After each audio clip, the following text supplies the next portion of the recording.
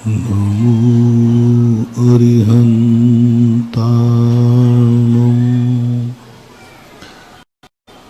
नमो सिद्धाणं नमो आयर्याणं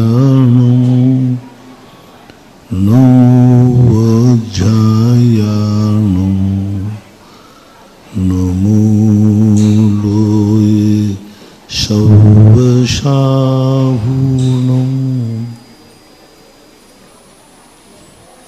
पंच परमेष्टि भगवान की अहिंसामयी वीतराग विश्व धर्म की सभी श्रोतागण एवं जिज्ञासु पोष सभी को नमोस्तु करें।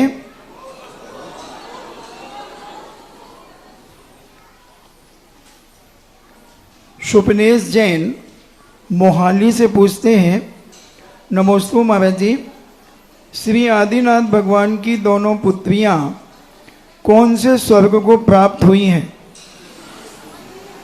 भगवान की दीक्षा के बाद उनके परिवार की किसी भी दशा का चित्रण आगम में नहीं मिला, क्योंकि भगवान से ही मतलब था, भगवान से ही महिमा थी। भगवान जैसे दीक्षा ले लेते हैं उसके बाद उनके परिवार का क्या होता है क्या नहीं होता है इसके संबंध में आगम में कोई उल्लेख नहीं, लेकिन यह निश्चित है कि वो आरिकाएँ थीं, ब्राह्मी और सुंदरी आरिकाएँ बनी और आरिका नियम से पंचम गुण स्थानवर्ती ही थी और पंचम गुण स्थानवर्ती होने से पंचम गुण स्थानवर्ती 16वें स्वर्ग तक जा सकती हैं आरिका भी। इसलिए ये तो निश्चित कि उनका गमन स्वर्ग में हुआ। कौन से स्वर्ग में गई, क्या बनी, इसमें आगम के उपदेश का अभाव है, मुझे कहीं देखने में नहीं आया। इति जैन ललितपुर से पूछती हैं, नमोस्तु गुरुदेव, हमारी 84 जैन समाज के 84 प्रकार की जैन समाज है, तो महाराज जी कुछ जैन समाज के जो लोग हैं वो दूसरे गोत्रों में शादियां क्यों नहीं करते, इसका क्या कारण है? जब 84 में जैन सभी हैं तो एक दूसरे उसमें क्यों नहीं करते शादियां? वैवाहिक पद्धति एक सामाजिक व्यवस्था है। समाज जिस बात को लेकर के निर्णय कर लेती है वही परंपरा मान्य होना चाहिए। यदि समाज ने ऐसा निर्णय कर लिया है तो ठीक है, अच्छा है। और समाज ये निर्णय कर ले कि ठीक है सब जैनी एक हैं, तो सभी जैनियों में, हालांकि आज बहुत कम हो गया, आज से 10-25 साल पहले ये ज़्यादा जातियों का जोर ज़्यादा था, लेकिन आज तो अभी तो सबसे बड़ा खतरा जैन और अजैन का ही पड़ रहा है। जैन का तो अब बहुत छोटा रह गया है। तो मेरी दृष्टि से कम जैन में तो कोई बाधा नहीं होना चाहिए। देव शास्त्र गुरु जिस जाति के एक हैं वह सब जाति एक है। देव का स्वरूप, बस मेरा तो एक ही सिद्धांत है, जिससे संबंध बनाओ, जिसको रिश्तेदार बनाओ, उससे बस 3 शर्तें देख लो कि तुम्हारा भगवान कौन है।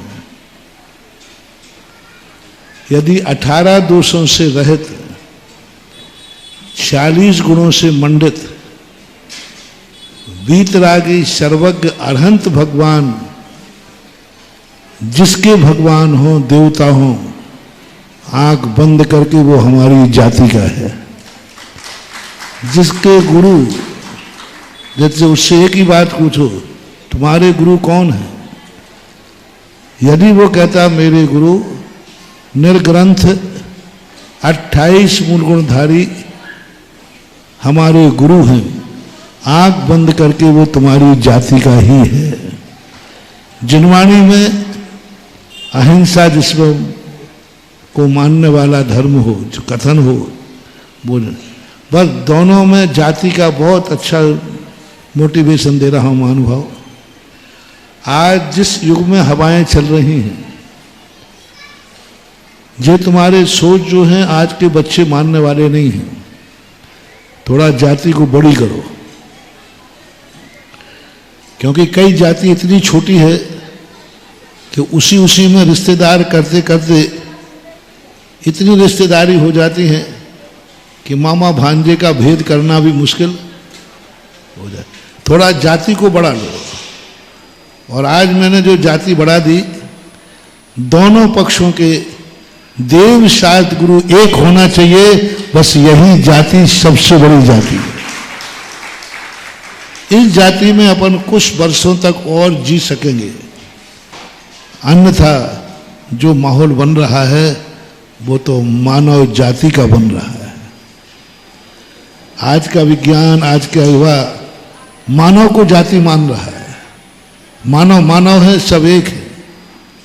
लेकिन धर्म की जिस दृष्टि से ये बहुत खतरे पर सोच है, धार्मिक दृष्टि से ये बहुत बड़ा खतरा है। इससे ये सोच अपनी समाज में नहीं पनपने देना। अपनी समाज में यदि सोच पनपने देना है तो वह जो विधर्मी नहीं होना चाहिए, साधर्मी होना चाहिए, बस। डॉक्टर जैन पाल जैन आष्टा सीहोर से पूछते हैं, नमोस्तु महाराज जी, श्रमण किसे कहते हैं? श्रमण का अर्थ होता है जो अपनी तपस्या से, अपने श्रम से, अपने पुरुषार्थ से अपने लक्ष्य को प्राप्त करता है। भगवान भरोसे नहीं, किस्मत के भरोसे नहीं, भाग के भरोसे नहीं, स्वयं अपनी साधना से, स्वयं अपनी तपस्या से जो अपने लक्ष्य को प्राप्त करता है, यानी मोक्ष को प्राप्त करता है, उसको बोलते हैं श्रमण संस्कृति, और उसी के मानने वालों को श्रमण कहते हैं। दीपक जैन अहमदाबाद से पूछते हैं, नमोस्तु महाराज जी, हमारे नियमों को लेकर हमारे घर में कई प्रकार का वाद विवाद हो जाता है कि हम ऐसा क्या करें कि हमारे परिवार के और पत्नी आदि हमारे नियम का समर्थन करें। हम कोई नियम आदि लेते हैं तो घर में बहस हो जाती है कि तुमने ये छोड़ दिया, ये छोड़ दिया, तो हम उनको कैसे समझाएं? देखो, परिवार के लोग दो तरीके से रोकते हैं। एक तो वह जो धर्म को मानते ही नहीं, तो ऐसे लोगों की बातें तो मानना नहीं। और कुछ लोग तुम्हारे हितैषी होते हैं, क्योंकि उनको मालूम है कि आज तुम उपवास कर लोगे और सुबह तुम्हारी उठने की हिम्मत भी नहीं होगी, शरीर बिगड़ जाएगा, स्वास्थ्य बिगड़ जाएगा। तो आज तुमने एक चुटकी नमक नहीं खाया और ब्लड प्रेशर लो हो गया, तो फिर कितनी दवाई खाना पड़ी, कितनी दवाई खाना पड़ी। तो फिर वहां पर जाकर के वो रोकते हैं कि देखो, नमक छोड़ करके कल से गोलियां चालू करना पड़े, इससे अच्छा है एक चुटकी नमक ले लो, गोलियों से तो बच जाओगे। यदि कोई बीमारी में नमक लेना पड़े और बाजार की इंग्लिश की गोली लेना पड़े, तो दोनों में शुद्ध कौन है? हैं? नमक शुद्ध है, तो ले लेना चाहिए। अब वहाँ इतनी, हाँ, यदि आपकी खूब सदरा है, घर वाले जब ही रोकते हैं जब आपको व्रत करने के बाद घर वालों को आप परेशान करते हैं, बीमार हो जाते हैं, सारे कार्य ठप्प पड़ जाते हैं, तो उनको रोकना पड़ता है कि ये ठीक नहीं है। यदि आप त्याग करने के बाद भी आपके शरीर पे कोई फर्क नहीं पड़ता, तो फिर घर वाले रोकते भी नहीं, रोकें भी नहीं, क्योंकि आपका दैनिक चर्या नहीं बिगड़ना चाहिए, पारिवारिक व्यवस्था नहीं बिगड़ना चाहिए। आज उपवास कर लिया, आप कल सवेरे से घर में क्या करेंगे? रोटी बनाने वाली वही महिला एक ही है, अब कल उपवास तो अब दूसरे दिन तो रोटी बन नहीं पाएगी क्योंकि चक्कर आ रहा है, अस्पताल में भर्ती है। तो अब परिवार के वाले कहते कि अब सारे घर की व्यवस्था बिगड़ गई, आपके एक दिन के उपवास से अब पूरा परिवार जाके होटल में भोजन करे, पूरा परिवार के जाके व्यवस्था बिगड़ जाती है। तो ऐसा कोई यदि हित के कारण से रोकता है तो वो आपको रोक नहीं रहा है, आपकी हित में करके और आपको स्वस्थ रख रहा है, तो विचार करके ही कार्य करना चाहिए। अर्पिता जैन धांधला से पूछती हैं, नमोस्तु महाराज जी, चैत्र वृक्ष, कल्प वृक्ष, कामधेनु गाय, चिंतामणि रत्न, ये सब क्या हैं? कामधेनु, पारस पत्थर और अमृत, ये तो मात्र शब्दकोश की शोभा है। एक चीज कहीं कोई देखने में नहीं है। रही बात कल्प वृक्ष हैं तो कल्प वृक्षों का उल्लेख आगम में मिलता है और उनके, लेकिन चिंतामणि हैं, कामधेनु हैं, पारस पत्थर हैं, अमृत है, तो ये तो सब शब्दों का ही मात्र है। ऐसी कोई दुनिया में अमृत नहीं है जो मरने ही न दे, जिसको खाने के बाद व्यक्ति अमर हो जाए। ऐसी कोई वस्तु नहीं है दुनिया में जो चिंतामणि नाम की वस्तु हो जो सब चिंताओं को दूर करे। ऐसा कोई पारस पत्थर नहीं है जो लोहे को छुए सोना बन जाए। कहानियों में सुना है, लेकिन आज दुनिया में कहीं देखने में ऐसा नहीं आता है। ऐसा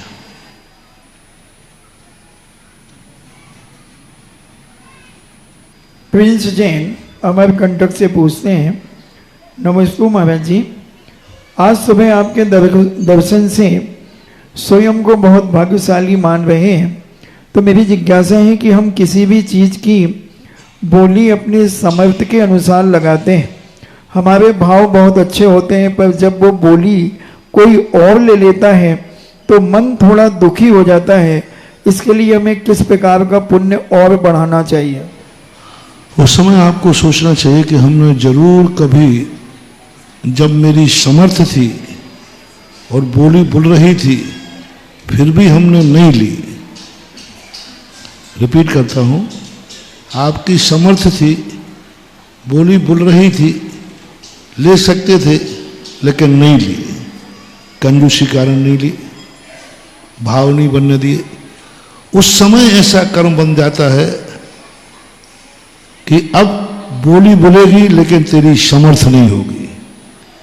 जितने व्यक्ति धर्म कार्य में असमर्थ हैं उनको वही कर्म का अभिशाप है या कर्म का बंध है कि कल वो समर्थ थे तब उन्होंने नहीं किया, तो कर्म कहता है समर्थ होकर के तुम नहीं कर रहे हो, तो कर्म कहता है मैं तुम्हें असमर्थ बनाता हूं, कल तुम करना भी चाहोगे तो कर नहीं सकोगे। ये कर्म का सिद्धांत है। उपयोगिता हिराश नियम एक सिद्धांत चलता है इकोनॉमिक्स का, और ये जैन दर्शन भी मानता है। जो शक्ति तुम्हारे पास है, यदि उस शक्ति का तुमने उपयोग नहीं किया, सही उपयोग नहीं किया, तो वो शक्ति समाप्त हो जाती है। दुरुपयोग किया तब समाप्त हो जाएगी और उपयोग ही नहीं किया तो समाप्त हो जाएगी। इसलिए असमर्थ उस समय यही सोचना चाहिए, कभी मैं समर्थ था तब बोली नहीं ली, आज मैं बोली लेना चाहता हूं लेकिन मैं समर्थ नहीं हूं क्योंकि सामने वाले ने बोली बढ़ा दी। तनुज जैन गौर झामर से पूछते हैं, नमोस्तु महाराज जी, हमें अपने भगवान पर विश्वास करने की क्या सीमा होनी चाहिए? क्या बहुत अधिक आंखें बंद करके विश्वास करना सही है? भगवान पर, गुरु पर, धर्म पर उतना ही विश्वास होना चाहिए जहां हमें संदेह होता है। निशंकित होने को कहा है, निकम्बा होने को नहीं कहा। पूज्यवर समंतभद्र महाराज ने यह कहा है कि तुम देव शायद गुरु के प्रति निशंकित हो जाओ। तुम्हारे मन में जो शंका है वह बात यदि भगवान ने कह दी है तो शंका को निकाल दो। निशंकित होने को कहा है, निकम्बा होने को नहीं कहा कि तुम सब कुछ भगवान के भरोसे छोड़ के तुम निकम्बे हो जाओ, निष्क्रिय हो जाओ। हमें क्या करना है, जो भगवान को करना है वही करेगा। हमें क्या करना है, जो भगवान ने देखा है वही होगा। हमें क्या करना है, जो भाग्य में लिखा है वही होगा। जैन दर्शन ऐसा निकम्बा नहीं बनाता। इसलिए भगवान पर विश्वास करना है मात्र उसी तक जहां हमें संदेह होता है, जहां हमारा ज्ञान प्रवेश नहीं करता है, वहां भगवान की बातों पर विश्वास करो। और जब हम कार्य करने बैठें तो भगवान भरोसे कार्य नहीं करना, मैं सावधानी पूर्वक कार्य करूंगा तो मेरी सफलता मिलेगी। भगवान को आशीर्वाद मानना चाहिए, शगुन मानना चाहिए। जिनवाणी चैनल, सुधा कलश चैनल, आदिनाथ चैनल और पुण्योदय चैनल के माध्यम से देख रहे देश और विदेश के लाखों करोड़ों श्रोतागण एवं सभा मंडप में उपस्थित सभी श्रद्धालुओं की ओर से एवं स्वयं अपनी ओर से परम पूज्य गुरुदेव के पावन पुनीत चरणों में बारंबार बारंबार बारंबार नमोस्तु अर्पित करते हुए एवं क्षुल्लकत्रय के चरणों में इच्छामि अर्पित करते हुए इस बहुचर्चित जिज्ञासा समाधान कार्यक्रम का प्रारंभ करते हैं। एक बार सूर्य और दीपक में आपस में वार्ता हुई।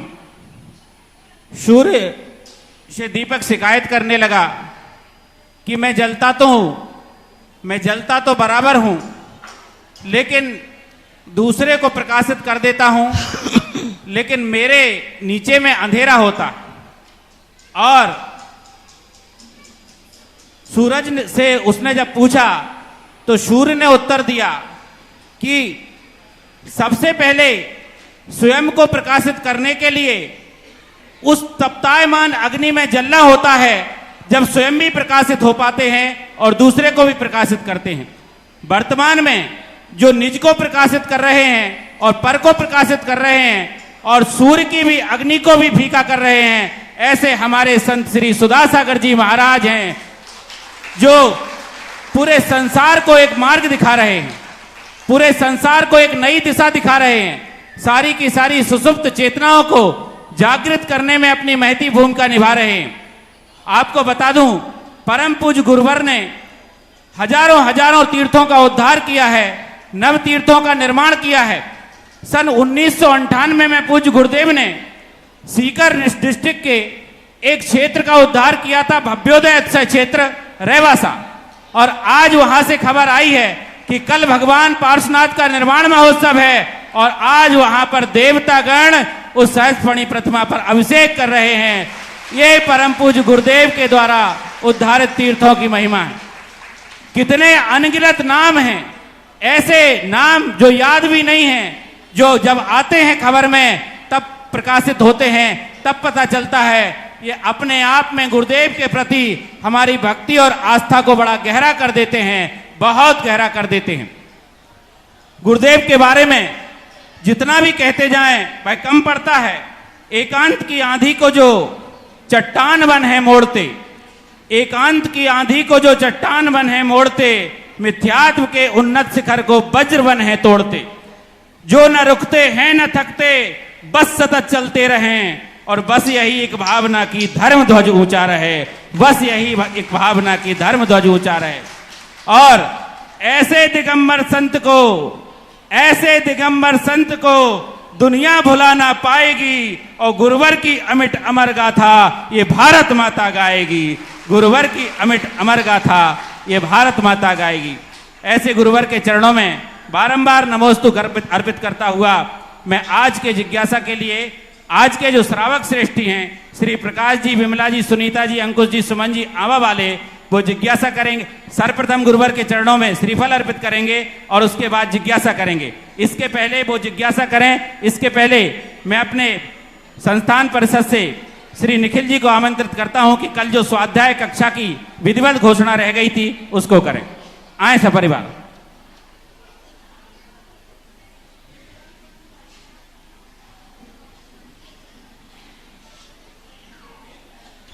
Hello hello.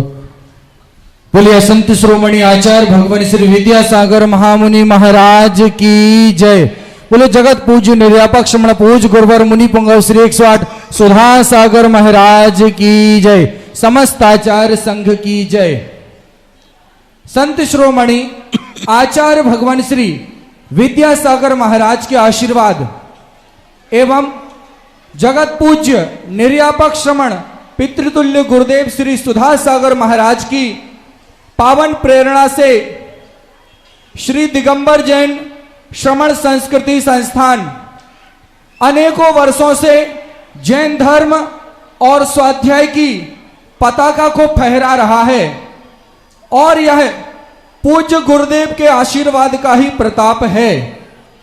इसी श्रृंखला में स्वाध्याय की एक और गगनचुंबी पताका को फहराने का आशीर्वाद जगत पूज्य निर्यापक श्रमण श्री सुधा सागर महाराज ने श्रमण संस्कृति संस्थान सांगानेर के अंतर्गत संचालित स्नातक परिषद को प्राप्त हुआ है।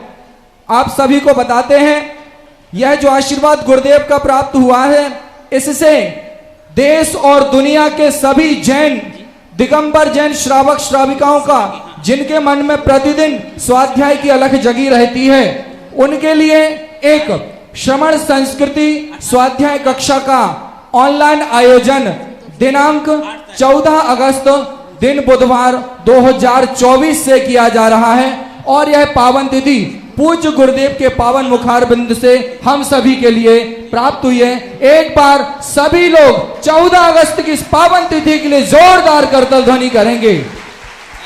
इस ऑनलाइन स्वाध्याय कक्षा में आप सभी को अध्ययन करने के लिए स्नातक परिषद ऐप जो कि प्ले स्टोर पर एवं आईफोन के स्टोर पर भी उपलब्ध है, आप वहां से इसको डाउनलोड कर सकते हैं। उसी में स्वाध्याय चलेगी। एक स्वाध्याय कक्षा में अधिकतम 50 स्वाध्यायी व्यक्ति ही स्वाध्याय कर सकेंगे और कक्षा में आपको प्रवेश प्राप्त करने के लिए एक यूनिक आईडी, रोल नंबर और पासवर्ड दिया जाएगा जिसे अपने मोबाइल अथवा कंप्यूटर में एंटर करने के बाद ही आप कक्षा में प्रवेश प्राप्त कर पाएंगे।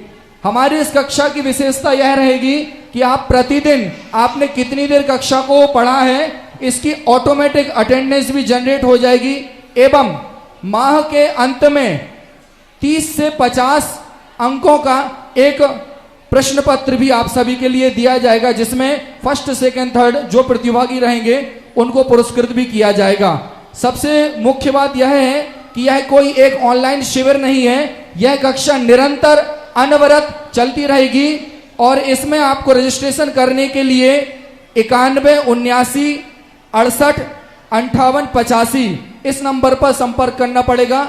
एक बार मैं पुनः दोहराऊं 91 79 68 58 85 9179685885 इस नंबर पर संपर्क करें और हमारी इस कक्षा में हमारे जो दिगंबर प्राचीन मूल ग्रंथ हैं जो प्राचीन आचार्यों द्वारा प्रणीत हैं उन्हीं के द्वारा लिपिबद्ध हैं, मात्र उन्हीं ग्रंथों का ही स्वाध्याय कराया जाएगा। विषय इस प्रकार से हैं छैडाला, रत्नकरंडक जी, इष्टोपदेश जी, द्रव्य संग्रह, तत्वसूत्र आदि पुराण आदि अनेक ग्रंथों का स्वाध्याय करवाया जाएगा। पूज्य गुरुदेव के चरणों में एक बार पुनः देश विदेश के सभी जिज्ञासु, देश विदेश के सभी स्वाध्यायी इस कक्षा का लाभ लेना चाहते हैं एवं आपके आशीर्वाद की आकांक्षा में है। इस कक्षा के रजिस्ट्रेशन आज रात्रि जिज्ञासा समाधान के तुरंत बाद प्रारंभ हो जाएंगे। नमोस्तु गुरुदेव। जिज्ञासा करेंगे प्रकाश जी, विमला जी, सुनीता परिवार और उसके बाद तैयार रहेंगे श्री संजीव जी वासा। मेरे आराध्य गुरु के चरणों में मेरे और मेरे परिवार की तरफ से नमोस्तु नमोस्तु नमोस्तु। इच्छामी महाराज, इच्छामी अच्छामी। महाराज जी, हम मंदिर में जाते हैं अपने कर्म काटने के लिए और पूजा पाठ करने के लिए, पर मंदिर जी में अपने कार्यक्रम जो होते हैं उसके वशीभूत कार्यकारिणी की सहमति से हम कार्यक्रम डिसाइड करते हैं और किसी व्यक्ति विशेष को उसमें कोई अड़चन हो, कोई परेशानी हो तो उससे बहसबाजी हो जाती है या वो विघ्न डालते हैं, तो उसमें कौन से कर्म का बंध होता है? दोनों के अभिप्राय के ऊपर आश्रित है। वो तुम्हें क्यों रोक रहा है, तुम उसे परेशान क्यों कर रहे हो, दोनों को देखना पड़ेगा। आप यदि उस समय इतने जोर से पढ़ रहे हो कि वो सामने वाला पूजा भूल रहा है, वो पूजा ही नहीं कर पा रहा है, तो वो आपको रोक रहा है, तो आपको भी सोचना चाहिए। सामने वाला व्यक्ति कुछ नहीं कर रहा है लेकिन आपको टोकना है, तो दोनों का अभिप्राय है। मंदिर किसी एक व्यक्ति का नहीं होता है, सार्वजनिक होता है। हर व्यक्ति को एक दूसरे का ध्यान रखना चाहिए। और तुम्हें सबको ये ध्यान रखना चाहिए मेरी इस क्रिया से कहीं दूसरे को बाधा तो नहीं है। कई लोग मंदिर के ठीक सामने खड़े हो जाते हैं, अब भगवान दिखना ही बंद हो गया, अब खड़े हैं कायेश्वर कर रहे हैं, तो उनको ये सोचना चाहिए कि हम भगवान का अभिषेक देख रहे हैं, देखने में उतना पुण्य नहीं है, कहीं तुम्हारे खड़े होने से कितने लोगों को अभिषेक नहीं दिख रहा है, वो अंतराय कर्म ज्यादा है। मान लीजिए आप सामने खड़े हो गए, पीछे 50 लोग खड़े, उनको दिखना बंद हो गया, तो आपको देखने का जितना पुण्य नहीं है उतने लोगों को नहीं देख पा रहा है, तो अंतराय कर्म का बंद होता है। कई लोग महिला पुरुष पहले देखते, अब बीच में कुर्सी लगा के बैठ जाते सभा में, अब पीछे वाले क्या करें, उनकी पीठ देखें। अब जो पीछे बैठा है वो बद्दुआ देता है, तो जितनी दुआ तुम भगवान से नहीं ले रहे हो, पीछे वाला उतनी बद्दुआ तुम्हें दे रहा है कि आके सामने खड़ा हो गया। तो मंदिरों में हमेशा दूसरे का ध्यान करके ही आपको अपनी क्रिया करना चाहिए, कि वो दूसरा यदि कोई आएगा तो उसको मेरे द्वारा बाधा तो नहीं होगी। अब तुम सारी द्रव्य की थाली लेके बैठ गए, दूसरा आएगा तो काय से पूजा करेगा। आप पहले से ही अपनी जगह खूब घेर करके बैठ गए, अब वो दूसरा आए तो मंदिर के अंदर कैसे जाएगा। तो सबसे वाला विकल्प है, करने वाले को हमेशा दूसरे का ध्यान करके करना चाहिए, तो शायद ये मौका नहीं आएगा। अपने आप वो भी संतुष्ट हो जाए और स्वयं भी संतुष्ट हो जाना चाहिए। संजीव जी वहां से जिज्ञासा के लिए तैयार हों, उसके पूर्व गुरुदेव जिस पल का सभी सागर वासियों को और सभी भारतवासियों को बेसब्री से इंतजार है, जिसकी चर्चा 2 बार इस मंच से हो भी चुकी है और आपका दिशा निर्देश इस रूप में प्राप्त हो चुका है कि लोगों के अंदर जितना उत्साह था उससे 10 गुना उत्साह हो गया है उस शिविर के लिए। और आगामी 8 सितंबर से 10 लक्षण महापर्व प्रारंभ होने जा रहे हैं, जो 17 सितंबर तक चलेंगे।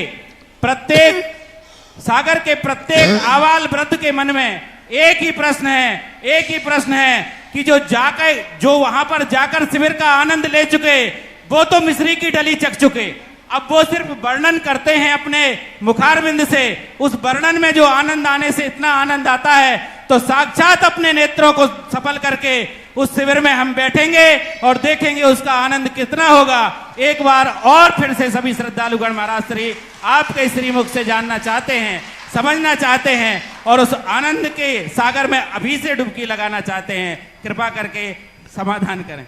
शिविर तो वर्षों से लगते आ रहे हैं, 91 से शिविर चल रहे हैं, लेकिन 3 स्थानों के शिविर थोड़े से घबराहट वाले होते हैं। एक स्थान है ललितपुर, दूसरा स्थान है अशोकनगर, अभी वहाँ लगा नहीं है, तीसरा स्थान है सागर और चौथा स्थान है जबलपुर। ये 4 स्थानों पर शिविर की इतनी क्रेज है कि हर व्यवस्थाएं कम पड़ती। कितनी व्यवस्थाएं कर ली जाएं, कमेटी वाले घबराते, और इतने घबरा रहे हैं सागर वाले। बोले महाराज जी, जब बाहर आपके शिविर लगे राजस्थान, तब सागर से 400-500 शिविरार्थी गए, तो इस बार तो सागर में लग रहा है, क्या होगा। मैंने कि घबराओ मत, वही होगा जो मंजूर है। तो सबको एक महाराज जी सागर में शिविर, और शिविर की क्रेज, शिविर का मूल्य सागर वाले अच्छी तरह जानते हैं और इसकी उपलब्धि जानते हैं, इसका मूल्य जानते हैं कि शिविर क्या चीज है और शिविर की उपलब्धि क्या है। जीवन का किस ऊंचाई पर शिविर जाके तुम्हें बैठाल देता है।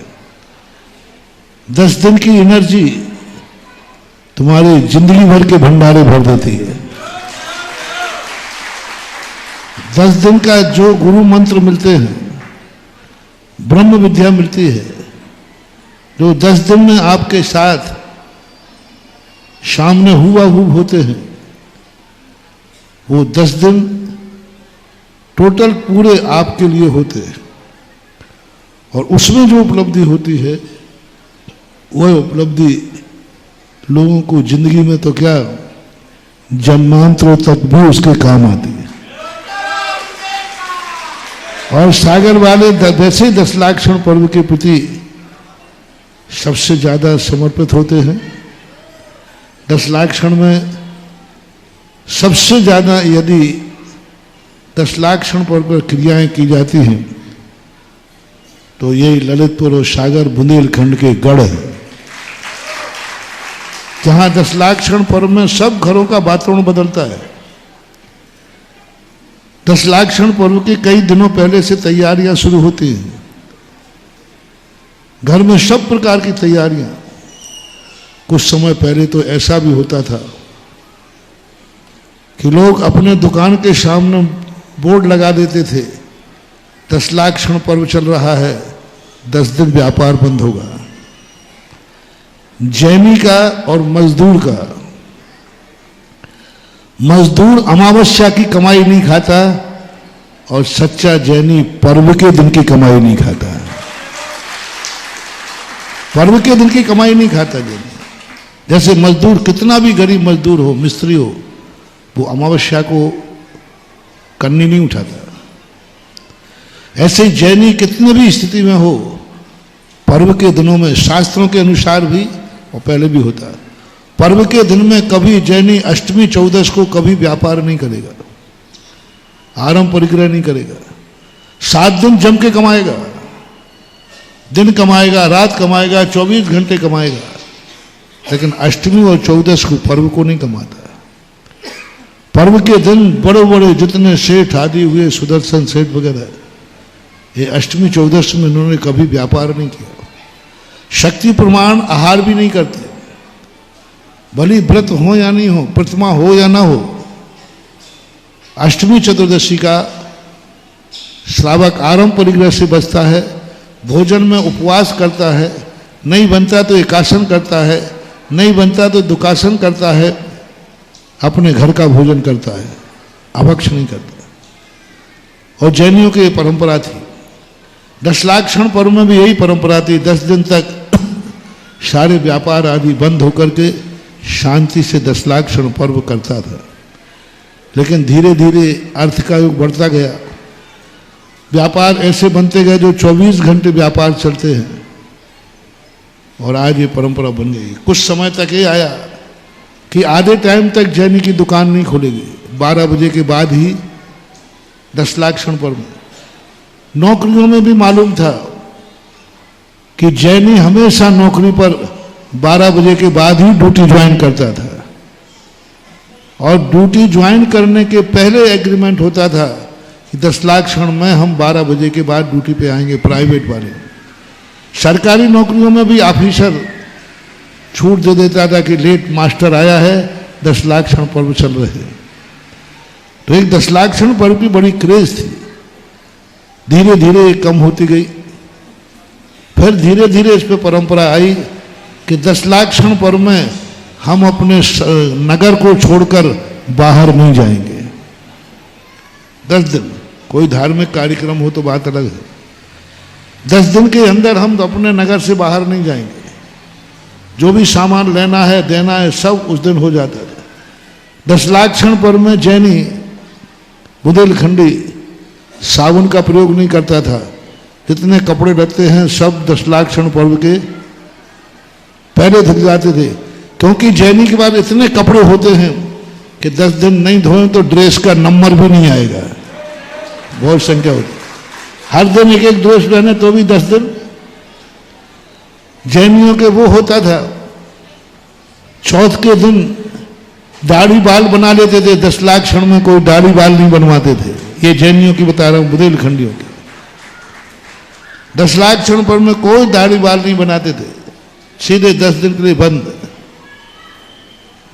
10 लाख क्षण पर्व चालू होते ही सब्जी मंडी के बाजार के दाम गिर जाते थे। जितना धांसना है धांसन चौथ, उसका नाम क्या रखा है, धांसन चौथ। उस दिन सब्जी बहुत महंगी होती है। चतुर्दशी चौथ के दिन और अंत में पूनम के दिन सब्जी के भाव बढ़ जाते हैं और 10 दिन सब्जी के भाव गिर जाते थे, क्योंकि 10 दिन सब्जी नहीं खाते थे। ये क्रेज थी। और सब लोग ये कहते थे, सब्जी वाला भी कहता था, बड़ियों के 10 लाख क्षण पर्व लग चुके हैं, कल से हरी बिकेगी नहीं बजा। तो वो धीरे धीरे आज ये परंपराएं खत्म होती जा रही हैं।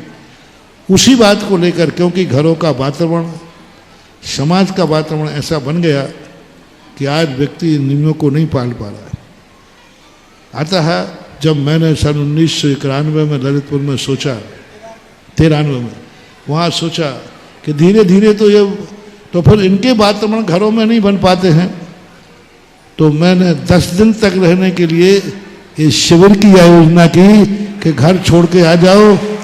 चौथे काल में कैसे 10 लाख क्षण मनाए जाते थे वैसे मनाना सीखो। तुम चौथे काल का साधु देखना चाहते हो, ये तुम्हारी तमन्ना है कि नहीं? क्या देखना, कौन सा साधु देखना है? चौथे काल का साधु दिखाओ महाराज, हमें तो बस वो चाहिए। तो हम भी संसारी जीव हैं, हम चौथे काल का श्रावक देखना चाहते। तो उस 10 दिन पर्वों में कैसे श्रावक रहते थे, अपने घर गृहस्थी आराम परिग्रह छोड़ करके, कैसे अपना जीवन कम से कम 10 दिन के लिए वह अभ्यास के रूप में शिविर है। ये शिक्षण शिविर नहीं है, ये संस्कार शिविर है। इसमें ज्ञान का महत्व नहीं, धर्म का महत्व है। ज्ञान नहीं दिया जाएगा, यहां धर्म दिया जाएगा। अभी जो अपने विगत दिनों से प्रवचन चल रहे हैं ना, धर्म क्या चीज है? ज्ञान तो हमने बहुत बार प्राप्त किया, सच्चा ज्ञान, लेकिन सच्चा धर्म प्राप्त नहीं किया। इसलिए संस्कार शिविर के नाम से होता है। बस वो लोग इसमें भर्ती हों, क्योंकि सुबह से शाम तक पूरे कार्यक्रम होते हैं, आज सोने के लिए नहीं। जो अति वृद्ध लोग हैं वो इसमें भर्ती ना हो, अति बाल नहीं और अति वृद्ध नहीं। वृद्ध लोगों के लिए सोच समझ के आवे, जो अपने आप से सारी क्रियाएं नहीं कर सकते और इतना जमीन पर नहीं बैठ सकते, यहाँ कुर्सी की व्यवस्था नहीं रहेगी। जो व्यक्ति कुर्सियों पर बैठ से नीचे नहीं बैठ सकते वे शिविर में भर्ती ना हो। जिनकी ऐसी दवाइयाँ चलती हैं हार्ट वगैरह की, जिनको हार्ट अटैक की बीमारी है, बहुत बड़ी शुगर की बीमारी है, वे शिविर में ना बैठे। और शिविर में बैठने वाले व्यक्ति, और लाना तुम्हें कुछ भी नहीं है, बात तुम्हारे पास यहाँ आते समय अंडरवियर बनियान के अलावा कुछ नहीं होना चाहिए। अंडरवियर बनियान बस ये काफी है, इसके अलावा आपको कुछ नहीं लाना है। बस यदि आप दूसरे की टॉवल का प्रयोग नहीं करते हैं तो अपनी एक टॉवल ला सकते हैं। ना आपको दर्पण लाना है, ना तेल लाना है, ना कंघी लाना है, ना क्रीम लाना है, ना मोबाइल लाना है, ना गले में चेन लाना है, ना हाथों में अंगूठी लाना है, कुछ नहीं। और ना रुपया पैसा लाना है, कुछ नहीं करना आपको। और आपको वो धोती दुपट्टा दिए जाएंगे जो दुपट्टा साल भर आपका ही मात इंतजार करते हैं।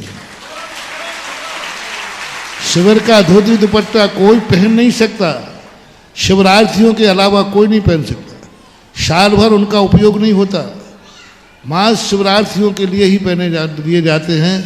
ऐसी ड्रेस यहाँ पर होती है, कोई छोटे बड़े का कोई भेद नहीं होता। इस बार अध्ययन के लिए इष्टोपदेश नाम का ग्रंथ रखा है, 50 कारिका। व्यवस्थाएं तो कमेटी सब कर ही रही है। अब मैं नहीं कहता हूँ, लोग कह रहे हैं बहुत बड़ा पंडाल बन रहा है, लेकिन ये सागर है, सागर के लिए किसी सीमा से नहीं बांधा जा सकता। इसलिए आप लोग सबसे पहले सागर वाले अपना ऑनलाइन फॉर्म भर दें। फॉर्म आपको 2 बार भरना पड़ेगा, एक ऑनलाइन और एक यहाँ आने के बाद, क्योंकि ऑनलाइन बात इसलिए चाहिए है जिससे कमेटी वालों को पहले से काउंटिंग पता चल जाए, उस ढंग से व्यवस्थाएं करें। और यहाँ फॉर्म इसलिए चाहिए है क्योंकि वो उसी फॉर्म से सही व्यवस्था होती है। ऑनलाइन वाले से काउंटिंग में नंबर में देने में बहुत दिक्कत होती है, इसलिए 2 बार फॉर्म भरना। ऑनलाइन तो हर व्यक्ति को भरना अनिवार्य है कि मैं आ रहा हूँ, जिससे काउंटिंग हो जाए। तो इस प्रकार की ये, और आपको कुछ नहीं, नौकरी वाले अभी से छुट्टी ले ले में 10 दिन की, व्यापार वाले अभी 1-1.5 महीना है, 2-2 घंटे ज़्यादा धंधा शुरू कर दे। बस ये बना लें कि सागर में शिविर लग रहा है और सागर में ही भर्ती नहीं हो पाए तो इससे और क्या होगा। कार्यकर्ताओं के लिए, कार्यकर्ता के नाम पर शिविर मत छोड़ना। मैंने चतुर्मास कमेटी को भी कह दिया, आप इसलिए शिविर में ना बैठ पाए कि हम कमेटी काम करना पड़ेगा। आप काम की बात छोड़ो, शिविर में कौन व्यवस्था करता है ये तुम्हें चिंता करने की जरूरत नहीं है। तुम्हें तो शिविर का आनंद लेना है, तो शिविर का आनंद लो। हाँ, कई लोग बहाना बना दे कि अपन को तो शिविर में बैठ नहीं पाना क्योंकि कार्य है। नहीं, पहला शिविर अटेंड करना, जब नहीं कर सको तो फिर बात करना। इसलिए सागर का लोग सबसे पहले अपनी एंट्री दर्ज कराएं, जिससे संख्या पता चले। और बाहर वाले भी जल्दी होल्ड लगाएं, क्योंकि सागर की भीड़ है, यदि ओवर हो गई तो हाउसफुल का भी बोर्ड लगाना पड़ सकता है, कहना पड़ सकता है, क्योंकि हर चीज़ की सीमाएं होती हैं। क्योंकि ये शिविर 114 लोगों से शुरू हुआ था, 121 लोग पहले शिविर में थे। आज शिविर का इतनी क्रेज बनी कि हजारों पर शिविर की संख्या पहुंच गई,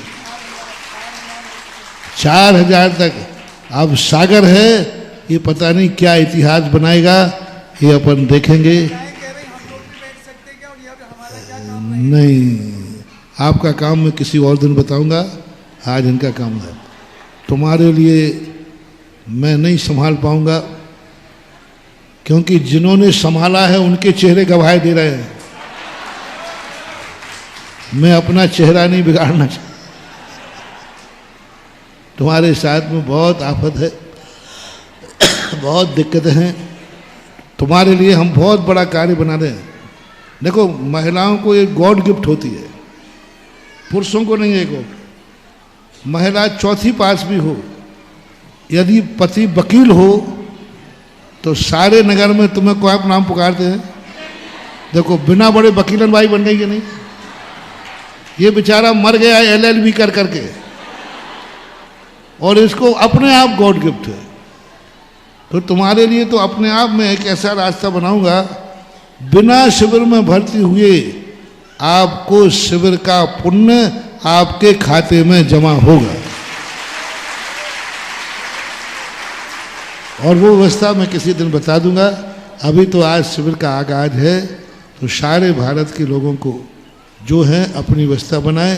10 दिन जरूर अपने मन में सोचे कि 355 दिन, 354 दिन आप संसार के कार्य करते हैं।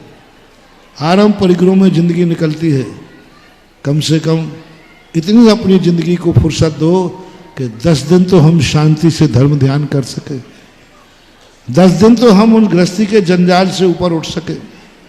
और तुम यदि जिंदगी में 10 दिन पर्व के भी नहीं निकाल सके तो जाओ, फिर तुम्हारा जैन कुल में जन्म लेना ही व्यर्थ है। फिर जैनत्व का मतलब क्या है? क्या तुम्हारी जिंदगी इसीलिए कि सारी जिंदगी कोलू के बैल के समान पिलते रहो? क्या तुम्हारी जिंदगी इसलिए कि पूरी जिंदगी राग द्वेष करते रहो? क्या तुम्हारी जिंदगी इसीलिए है कि विषय भोगों में करके अपनी जिंदगी का समापन कर दो? नहीं, ज्यादा नहीं कर सकते तो कोई बात नहीं, साल भर में एक बार 10 लाख क्षण पर्व आते हैं, कम से कम इन पर्वों में तो जैनी की तरह जीना सीखो। अन्य जातियों में जन्मने का और जैन जाति में जन्मने का मतलब क्या है? यही मतलब है कि जैनी पर्व मनाना जानता है। जैनी 10 लाख क्षण पर्व को अपनी जिंदगी का एक ऐसा आधार बना लेता है कि नहीं और कभी मैं कुछ कर सकूं या नहीं कहूं, लेकिन 10 दिन आपकी जिंदगी बदलना चाहिए। जो रोजमर्रे का ढर्रा है वो ढर्रे में परिवर्तन आना चाहिए। जो तुम साल भर करते हो 10 दिन उसमें परिवर्तन आना चाहिए। सब चीज में, व्यापार में, बाजार में, संगति में, भोजन में, नहाने में, उठने में, बैठने में, चलने में, फिरने में, सोने में, जागने में, जो जो क्रियाएं तुम 355 दिन करते हो उन सब में 10 दिन के लिए हर चीज में परिवर्तन लाना है। उठने में परिवर्तन लाओ। हर समय तुम उठते हो अपनी मर्जी से, नहीं हम ब्रह्म मुहूर्त में उठेंगे। तुम नहाने में परिवर्तन लाओ। तुम नहाते हो साबुनों से, 10 दिन हम खड़िया मिट्टी से नहाएंगे, हम साबुन का प्रयोग नहीं करेंगे।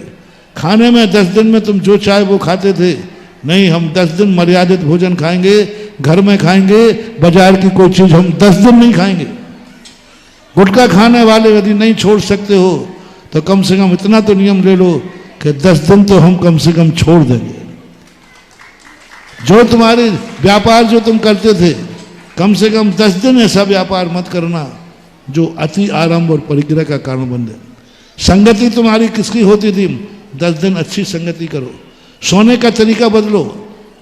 जिस ढंग से सोते थे 10 दिन हम दरी चद्दर के ऊपर सोएंगे, हम गद्दे आदि का प्रयोग नहीं करेंगे। और ये सारी चीजें के लिए आपको, कभी तुमने पूजन पाठ नहीं किया, 10 दिन हम बिना अभिषेक पूजन किए भोजन नहीं करेंगे। कुछ ना कुछ आपकी जो भी क्रियाएं हैं 24 घंटे की, उसमें हर क्रिया पर 10 लाख क्षण पर्व की छाप लगना चाहिए। हर क्रिया पर। कोई भी पूछेगा भाई आप तो अभी तक ऐसे नहीं थे, कैसे आज क्या हो गया, तो तुम्हारे मुख से निकलना चाहिए मालूम नहीं है आपको हमारे 10 लाख क्षण पर्व चल रहे हैं। तो ये माहौल घरों का बनना चाहिए, परिवार का बनना चाहिए। ऐसा अब आपको हमको मालूम चल ही गया होगा कि कितना भव्याति भव्य शिविर लगने वाला है। मैं अधिक कुछ नहीं कहूंगा, बस इतना ही कहूंगा कि गुरुदेव जिस सेना के सेनापति स्वयं चक्रवर्ती हो, तीर चक्रवर्ती हो, वह अनुशासन की क्या कमी हो सकती है। सारा का सारा भारत और सागर आपके चरणों में। जिज्ञासा करें संजीव जी बासा, और संजीव जी बासा श्रीमान संजय जी सिद्धार्थ जी मोदी जिनके 111 कलश की बोली थी, वो 10 लाख रुपए आज नगद लेकर के आए हैं। करतल ध्वनि से उनकी अनुमोदना करें। ये गुरुवर का ही आशीर्वाद है कि राशि सारी की सारी धीरे धीरे नगद ही आ रही। जगत पूज निर्यापक श्रमण मुनि श्री पुण्यगौ सुधा सागर जी मुनि महाराज के चरणों में बारंबार नमोस्तु नमोस्तु नमोस्तु। चुल्लक जी के चरणों में इच्छामी इच्छामी इच्छामी। हे मुनिवर, मुकुट सप्तमी के दिन जो लाड़ू चढ़ाते हम, लाड़ू का क्या महत्व है, उसका क्या फल मिलता है महाराज? नमोस्तु महाराज, नमोस्तु महाराज। लाड़ू और लड्डू में अंतर होता है। ये लड्डू नहीं है, लाड़ू है। लाड़ू शब्द का अर्थ अलग है। लाड़ू का अर्थ होता है सर्वप्रिय। राजस्थान में बच्ची को, बहू को लाड़ी बोलते हैं। लाड़ी लाड़ी लाड़ो लाड़ो बड़े प्रेम से बच्चे को बोलते हैं, प्यारे को लाड़ो, लाड़ी। और इसी प्रकार लाड़ू का अर्थ है जो सबसे ज़्यादा प्रिय होता है उसको लाड़ू बोलते हैं। तो सम्यक दृष्टि को सबसे प्रिय क्या होता है? मोक्ष। इसलिए और ये लाड़ू। दूसरा है, लोग उसको कभी लड्डू मत बोलना, लड्डू मिठाई है, लाड़ू धर्म है। ये नैवेद्य नहीं है, कई लोग इसको नैवेद्य मानते हैं, कई लोग गोले चढ़ा देते हैं, बोले नैवेद्य तो है, ये नैवेद्य नहीं है। इसका बहुत बड़ा पर्पस है। लाड़ू पेवर शक्कर का ही बनना चाहिए। कई लोग कई स्थानों पर बेसन का बनाने लगे, कई लोग गिरी का बनाने लगे, कई लोग बर्फी काट देते हैं सीधी। ये सब मिठाइयाँ नहीं हैं। पेवर शुद्ध शक्कर का बनना चाहिए, एक ही चीज का बनना चाहिए, क्योंकि भगवान ने जो सुख प्राप्त किया है वो मिश्रित नहीं है। पेवर एक सुख है, मात्र एक सुख, मिश्रित सुख नहीं है, इंद्रिय सुख नहीं है, पेवर सुख है, निखाले से। दूसरा, मीठा का ही क्यों बनना चाहिए? आटे का बना ले? नहीं, मीठा आनंद का प्रतीक है, मीठा सुख का प्रतीक है। जब भी व्यक्ति खुशी होती है भाई मिठाई बांटो। तो मीठा इसलिए बनना चाहिए कि जो भगवान के अनंत सुख प्राप्त किया है, अव्ययवाद सुख प्राप्त किया है, उस अव्ययवाद के सुख के प्रतीक में मीठे का बनना चाहिए। इसका आकार कैसा होना चाहिए? आधे तबले के समान, आधा तबला, तबला होता है ना बजाने वाला, आधा तबला होना चाहिए। ऐसा क्यों होना चाहिए? पूरा लड्डू नहीं, नाना आकृतियां बनने लगी, आजकल फैशन हो गया है, नाना फैशनों में आजकल कंपटीशन हो गया। लाडू का एक आकार है, छोटा लाडू बनाओ, दिए में भर दो और दिए को फोड़ दो। छोटा सा मटका बनाओ, पूरा मटका नहीं भरना, पूरा मटका भर दोगे तो लड्डू बन गया। आधा मटका भरो, फोड़ दो, तो वो है सिद्ध शिला। आधे तबले के समान ये सिद्ध शिला बनाती है। तो भगवान कहाँ गए हैं? सिद्ध शिला के ऊपर गए। और सिद्ध शिला के ऊपर जो अपन ज्योति रख देते दीपक की, वो सिद्ध भगवान का प्रतीक है। तो लाडू एक प्रतीकात्मक है। लाडू ये बताने वाला है कि हमारे भगवान अनंत सुख, अव्ययवाद सुख को प्राप्त हुए हैं, असहाय सुख को प्राप्त हुए हैं, शुद्ध को, और सिद्धालय पर विराजमान हैं। इस प्रतीक का रूप लाडू है। ना ये नैवेद्य है, ना आठों द्रव्य है, ना अर्घ है, ये मात्र लाडू। भगवान कहाँ विराजमान हैं, क्या स्वरूप है उनको, सारी चीजों का उपदेश देने वाला लाडू होता है। इसलिए लाडू को चढ़ाना चाहिए। परम पूज्य गुरुदेव के सानिध्य में कल सुबह 6 बजे से कार्यक्रम प्रारंभ हो जाएंगे। 6 बजे से मोक्ष सप्तमी के उपलक्ष्य में अभिषेक होगा। 6:30 बजे के करीब शांति धारा पूज्य गुरुदेव के मुखारबिंद से होगी। उसके बाद श्री पार्श्वनाथ भगवान की पूजन होगी। तत्पश्चात गुरुदेव के मंगल प्रवचन होंगे और उसके बाद निर्वाण लाडू समर्पित किया जाएगा। तो यह कार्यक्रम प्रातःकालीन वेला में 6 बजे से प्रारंभ हो जाएगा। आप सभी अपना मानस बना करके और 6 बजे से पधारें और जिज्ञासा करें। अंकुश जैन, बहेरिया। तीर्थोद्धारक जगत पूज्य के चरणों में बारंबार नमोस्तु। महाराज श्री, मेरी जिज्ञासा है, जब शिविर इतना अद्भुत है, इतने हजारों हजार लोग आएंगे, तो जो शिविर का पुण्यार्जक परिवार होगा उसके लिए कितना पुण्य लगेगा महाराज श्री? आपके मुखारविंद से उनके पुण्य की महिमा हम सभी की जिज्ञासा है महाराज श्री। नमोस्तु महाराज। शायद उसके पुण्य की महिमा गाने के लिए सबसे ज्यादा शब्द मेरे पास है, सबसे ज्यादा शब्द मेरे पास हैं, लेकिन उसकी महिमा गाने के लिए मेरे पास शब्द ही कम पड़ जाएंगे। क्योंकि वह स्वयं तो धर्म करे और उसके बाद इतने लोग धर्मों की बात स्थिति करें। हजारों लोग जाकर के बैठकर 24 घंटे जो धर्म ध्यान करेंगे, उसका 6ठा भाग। शिविर में बैठने को 100 नंबर मिलते हैं और शिविर के पुण्यार्जक के प्रत्येक शिवरात्रि के 6 नंबर कम करो। और 5000 शिवरात्रि हुए तो कितना हो गया? यानी उसको शिविर में बैठने वाले को 100 नंबर का पुण्य मिला, तो शिविर के पुण्यार्जन करने वाले को 30,000 गुना पुण्य मिला। अब 30,000 में आप 100 का भाग दे दो, कितना गुना हो जाएगा? गुना गुना बता दो, परसेंटेज निकाल दो।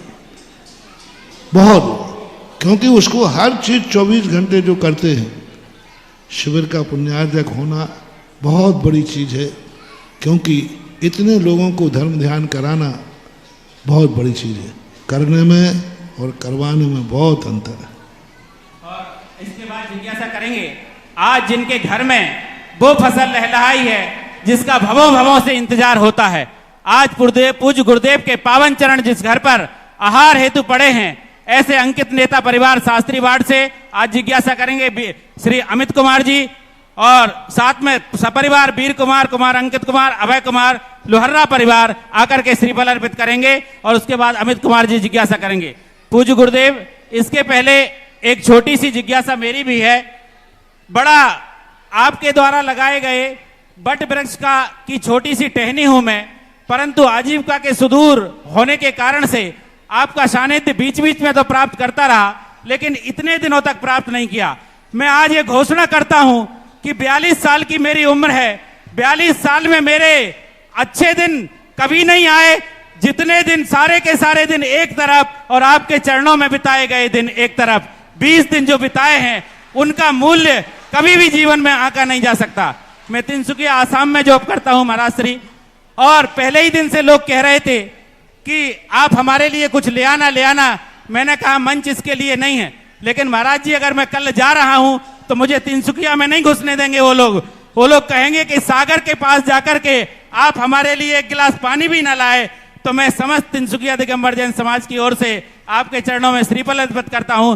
श्री निर्मल कुमार जी सेठी के भाई श्री हुलास चंद जी वहां पर अध्यक्ष हैं, श्री सुरेश जी गोदा मंत्री हैं, श्री पंकज जी सेठी संयुक्त मंत्री हैं, श्री भागचंद जी उपाध्यक्ष हैं और श्री पन्नालाल जी उपाध्यक्ष हैं, श्री राहुल रारा उप मंत्री हैं। इन सब प्रबंध कारिणी कमेटी की ओर से समस्त दिगंबर जैन तिनसुकिया समाज की ओर से आपके चरणों में श्रीफल अर्पित है और वो आशीर्वाद चाहते हैं। साथ साथ में ये जिज्ञासा चाहते हैं कि महाराज श्री तीर्थ तो पहले से ही थे, बहुत सारे ही थे, सब अक्षय को प्राप्त थे, लेकिन आपके चरण जहां पड़ते हैं वो तीर्थ इतनी जल्दी कैसे लहला उठते हैं, ये छोटी सी उनकी जिज्ञासा है। सबसे पहले गुरुदेव आशीर्वाद चाहते हैं वो लोग। आसाम एक ऐसा धन का क्षेत्र है जहां लोग धन के लिए ही मात्र जाते हैं और सबसे खतरनाक क्षेत्र है। लोग कहते हैं धर्म करने में खतरनाक स्थान बनते हैं, और मैं समझता हूं धन कमाने के लिए तुम कितने खतरनाक स्थानों पर चले जाते हो। आसाम तो वैसा ही खतरे का रूप रहता है, फिर भी वहाँ रह रहे हैं। और सबसे बड़ी चीज़ है कि आसाम में रहने वाले लोग धर्म भी बहुत करते हैं और वो उनको हमेशा भली वहाँ कमाते हैं, लेकिन अपने स्थानों की तरफ दृष्टि होती है। तुम्हारे लिए इतने दिन की छुट्टी दे दी, इसी से वो तुम्हारे आशीर्वाद के पात्र बन गए कि वो तुम्हारे लिए खुश हैं कि कोई बात नहीं, तुम संचालन कर रहे हो तो करो। सभी सेठी आदि अध्यक्ष वगैरह के लिए, सबके लिए आशीर्वाद है। जय हो। जिज्ञासा करेंगे अमित जी। परम पूज्य गुरुदेव के चरणों में बारंबार नमोस्तु, छुल्लक जी के चरणों में बारंबार इच्छामी। गुरुदेव, मेरा प्रश्न यह है कि मैं 2-3 बार सिविल सेवा परीक्षा के इंटरव्यू में अपीयर हुआ हूँ और वहाँ पर मुझसे बार बार यह प्रश्न पूछा जाता था कि जैन धर्म में परिग्रह 5वां पाप होता है, परंतु सबसे अधिक परिग्रह जैन समाज ही करती है, तो इसका उचित उत्तर क्या होना चाहिए?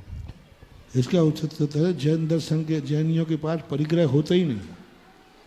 परिग्रह उसे कहते हैं जिससे पाप किया जाए। जैनी परिग्रह से पाप नहीं करता है।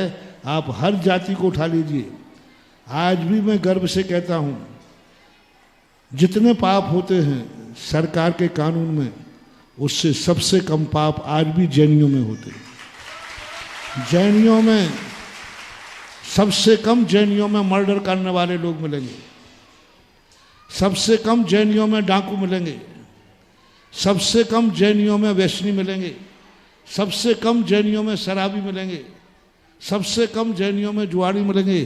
कम कह रहा हूं परसेंटेज में। आज भी सरकार को सबसे ज्यादा टैक्स जैनी देते हैं। आज भी सरकार सबसे कम रेल में विदाउट टिकट जैनी चलते हैं। कहां परिग्रह है? बस इतना ही है कि जैनी का पैसा कमाता है, इसलिए दिखता है कि जैनी के यहां पाप में पैसा नहीं जाता। पैसा तो अन्य लोगों में भी है, लेकिन उनमें व्यसन होते हैं, और व्यसनों के लिए इसलिए जैनी का पैसा पाप नहीं है। जैनियों के पास पैसा परिग्रह नहीं है। धन बुरा हूं भला कहिए, क्योंकि जैनी एक जैनी अमीर होता है, 2 गरीब जिंदगियों की, 100 लोगों की गरीब की जिंदगी को आबाद कर देता है। व्यापार करके मजदूरी देता है, फैक्ट्री खोलकर मजदूरों को मजदूर देता है, मंदिर बना करके हजारों गरीब मजदूरों के घर भर देता है। आप देखिए, एक मंदिर बना करके आज 400 करोड़ का मंदिर बना रहा है भाग्योदय में, पूज्य गुरुदेव की कृपा से। अब ये 400 करोड़ रुपया जैनी अपने घर से निकालेगा और ये पैसा मजदूरों के घर पहुंचेगा। कहां पाप है? सारा पैसा कहां पहुंचेगा? मजदूरों के घर, किसी खान वाले के पास पहुंचेगा, किसी पत्थर वाले के पास पहुंचेगा। ये चतुर्मास कर रहे हैं बड़े बड़े लोग, कहां कर रहे हैं? करोड़ों रुपया मजदूरों के पास पहुंचेगा, कुछ टेंट वाले के पास पहुंचेगा, कुछ ऑटो रिक्शा वाले के पास पहुंचेगा। ये इस तरफ से सोचना चाहिए। व्यसन विहीन व्यक्ति का परिग्रह कभी परिग्रह की पाप की कोटि में नहीं आता, वो धर्म की कोटि में ही आता है। और अंकित नेताजी शास्त्री परिवार की ओर से 2 भक्ति कलशों की इस घोषणा की गई है। करतल ध्वनि से उनका अभिवादन करें। और अब मैं आवाज दे रहा हूं इंदौर से पधारे डॉक्टर विवेक जैन, फिजियोथेरेपिस्ट हैं। सबसे पहले गुरुदेव के चरणों में श्रीफल अर्पित करेंगे और प्रबंध कारिणी कमेटी इनका सम्मान करना चाहती है और एक जिज्ञासा भी रखेंगे। साथ साथ आपको विदित है तत्वार सूत्र लेखन प्रतियोगिता के रजिस्टर आदि जो भी लेखन सामग्री है वो कल 6 बजे से कमरा नंबर 105 105 जो संतशाला के सामने है वहां से ले सकते हैं और इस प्रतियोगिता में भाग लेने का हम सभी को आगे से आगे मानस बनाना है। तत्वार सूत्र लेखन प्रतियोगिता रजिस्टर आदि लेखन सामग्री कमरा नंबर 105 सुबह 6 बजे से संतशाला के सामने से। जिज्ञासा करें। नमोस्तु महाराज जी, नमोस्तु महाराज जी, नमोस्तु महाराज जी, इच्छामी महाराज जी। महाराज जी, मेरा सारे चिकित्सकों की तरफ से एक सवाल है, डॉक्टर्स की तरफ से। हम लोग तो घर से नहा के शुद्ध होके हॉस्पिटल जाते हैं, पर वहाँ जाके रोज किसी ना किसी की मृत्यु या किसी के यहाँ बच्चा, तो हम लोग तो दिन भर सूतक और शोर में ही रहते महाराज जी। तो हम लोग कैसे शुद्धि मेंटेन करें? डॉक्टर को, साधु को और मजिस्ट्रेट को इनको कभी सूतक नहीं लगता, और राजा को इनको मात्र स्नान मात्र का सूतक लगता है। जैसे मान लो आप हॉस्पिटल गए, मृत्यु आदि का कुछ हो गया, यदि आप धार्मिक अनुष्ठान करेंगे, आहार देंगे या पूजा करेंगे, तो आपका स्नान करना मात्र ही सूतक से शुद्धि हो जाना है। ऐसे 4-5 जो पद हैं इनके लिए कोई छुआ सूतक की बात नहीं कही। मजिस्ट्रेट सामने जाकर के फांसी देता है, उसके सामने खुद फांसी लगती है, लेकिन उसको कोई सूतक नहीं लगता। आपको मात्र, यदि आप डॉक्टर मात्र हैं और आपने यदि उसको स्पर्श नहीं किया है तो आपको भी कोई सूतक नहीं लगता, चाहे भली आपकी अस्पताल में ही मरीज क्यों न मरा हो। यदि आपने उसका स्पर्श किया है तो मात्र धार्मिक अनुष्ठानों के लिए स्नान करना है, बाकी भोजन पानी करने के लिए आपको स्नान की कोई ज़रूरत नहीं।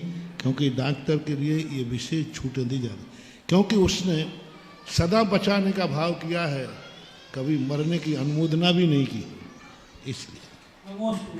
और इस रात्रि का सवेरा जल्दी हो और हम पुनः गुरु के चरणों में उपस्थित हों, इस भावना के साथ इस जिज्ञासा कार्यक्रम का समापन आरती के साथ होगा। आज के आरती सम्मान करने के लिए श्रीमान सुरेंद्र भैया जी सट्टू और राजकुमार जी मिनी आए और डॉक्टर साहब का सम्मान करें। और आज के जो श्रावक श्रेष्ठी परिवार है और जो आज के आहार दानदाता परिवार हैं, श्री अंकित जी, नेताजी, दोनों परिवार आए और आरती का कार्यक्रम संपन्न करें। आरती।